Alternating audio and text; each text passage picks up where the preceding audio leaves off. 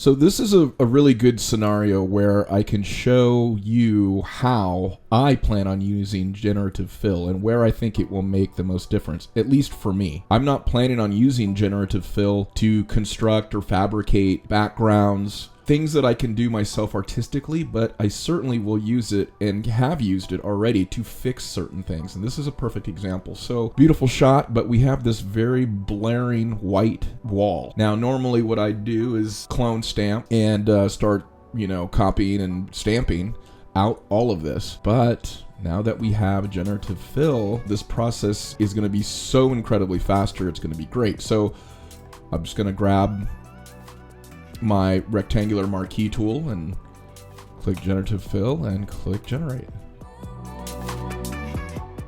And there we go. Very nice. Very cool. I think I might like that. Let's see. Actually, I don't like the first one. I think I'll go with the first one. Now, there's another scenario I wanted to show you guys where Generative Fill came in very handy. So this particular photo was one of the client's favorites from their engagement session. And what happened here is I was using the very large, the very heavy 200 millimeter 2.0 lens to take this picture. And if you have ever picked up one of those lenses, you know that it's a beast. And what was going on here is we had just got to this particular area of the park and they started interacting with each other.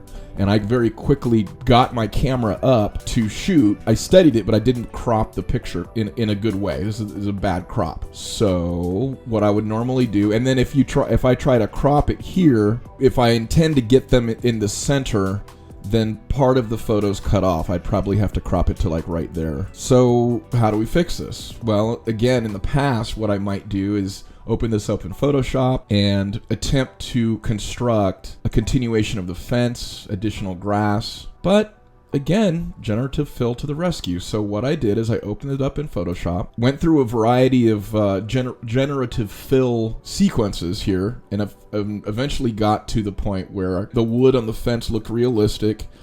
Went ahead and opened up the crop, different ratio, and then was able to then crop that the way that I wanted in a pleasing 2:3 ratio. This was actually not the final one I chose. As you can see there, it looks like the Photoshop didn't do, or Generative Fill really didn't do a good job with the fence there.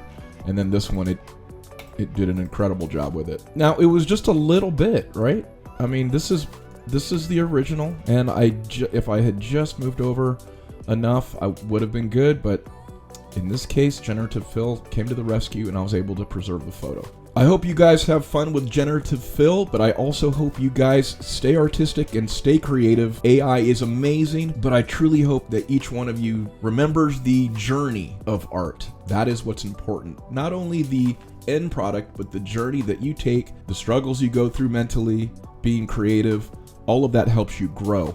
So I hope you hang on to that just as I am trying to. You guys have a good day. Thanks for watching, and we'll see you next time.